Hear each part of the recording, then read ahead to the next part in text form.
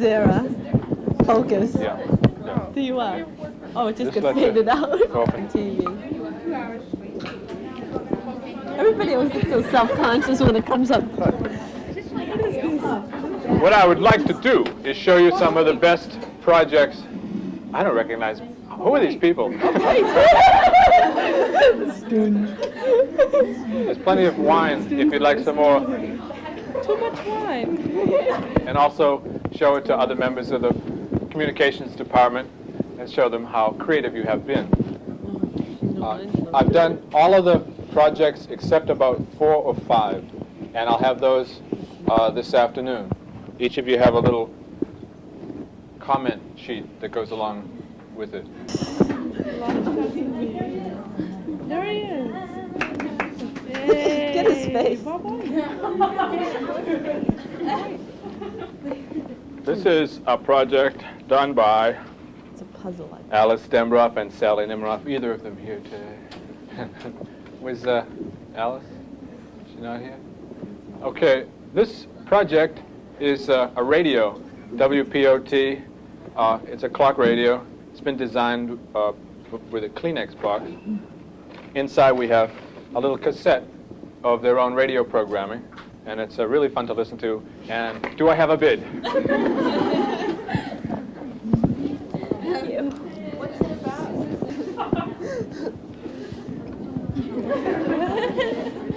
This package has a ribbon around it. You see it? Okay, it's got a book. Get a nice shot of the cover. Come in, real tight. Let's read the title. Focus up front there. Okay. It's Neville's Nibbles. Neville and friends present a collection of their favorite peanut butter recipes, and I'll flip through that. Along with this project, this beautiful book, I received a cooking pan with a spoon and a jar of Skippy peanut butter. This is Marlene Gilmore, who is not... who are those two guys?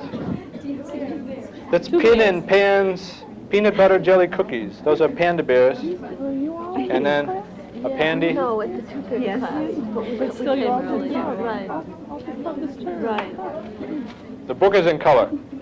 We will bid on number... This is like the Channel 2 auction, isn't it?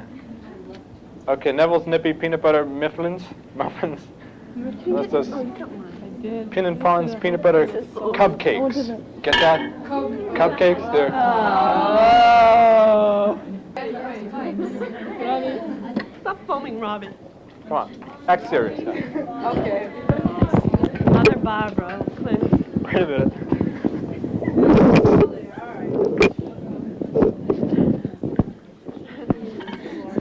Robbie's always struggling.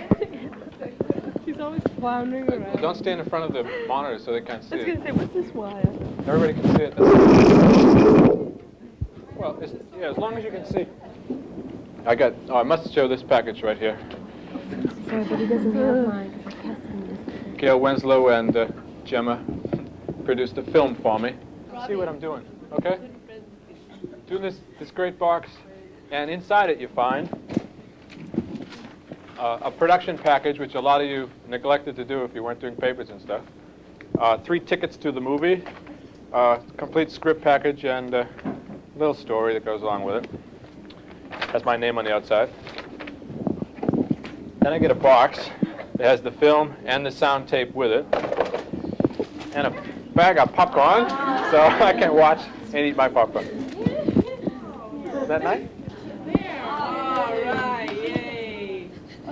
Let's get this. This is a book with a very nondescript cover. The cover is really, really cruddy. Just says The Line by Elizabeth Kempster.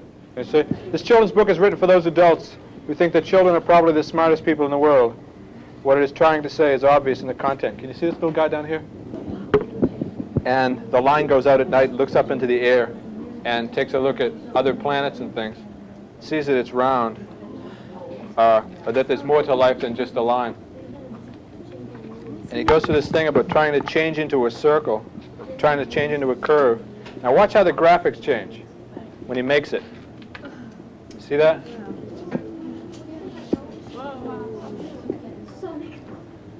Far out, right? It's this is really beautifully done. The story's cute too. He gets to another planet where he learns how to be more than just a line. He gets into color. And it's just a lot of fun. Mimi Pfizer's here, right? Mimi? Yeah, okay. The downfall of modern man. We have a family littering. They're littering. Over here we have a swimming pool with two young folk trying to swim in it. It says polluted. Okay, you get the idea there. We go over here to a dramatic confrontation between freaks and pigs. That's a downfall of one. And behind it we have fighting in Vietnam. Okay? Getting all this?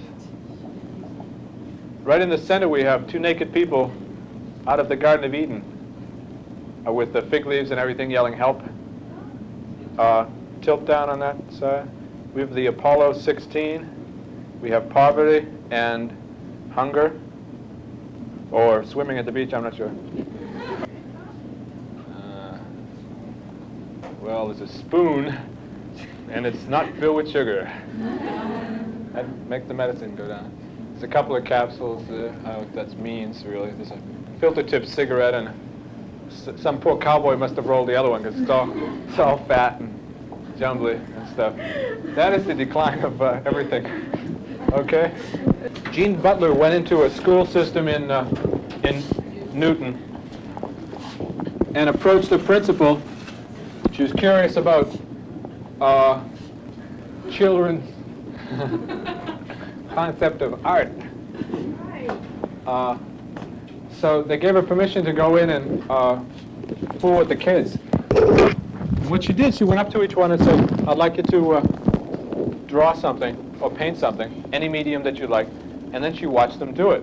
This is a two-sided thing. This one is my favorite. You can see that?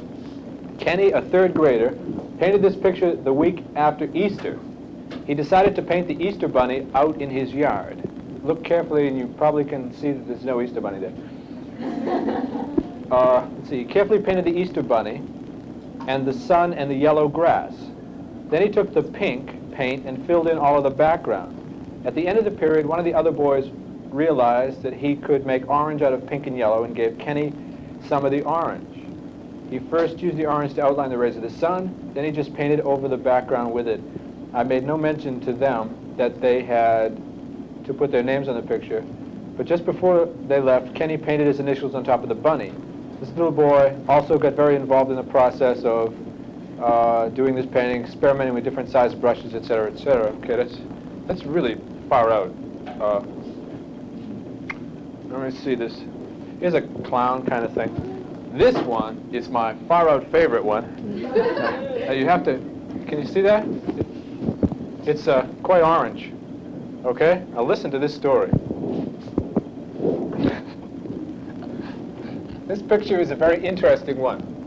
Richard, a third grader, chose to use tempera paint and said he was going to make a rainbow. He took a 1-inch wide brush and made a pink line in the shape of a rainbow from one corner of the paper to the other. Under that line, about 1 inch away from it, he painted a yellow line. Then he realized he had only 2 colors to work with. While he was thinking about what he was going to do about it, he set the brush down, accidentally getting yellow paint on the pink line. When he saw the resulting orange color, he got very excited. He painted down the middle between the 2 lines, combining the colors and making orange. He then spent the next 15 minutes painting a yellow line and then a pink line overlapping it, all the way down the paper.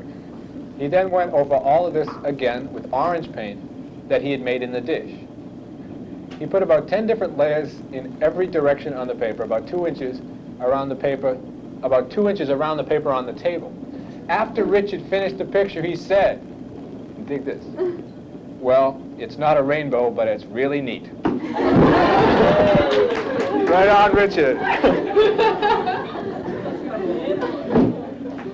Now that's a project.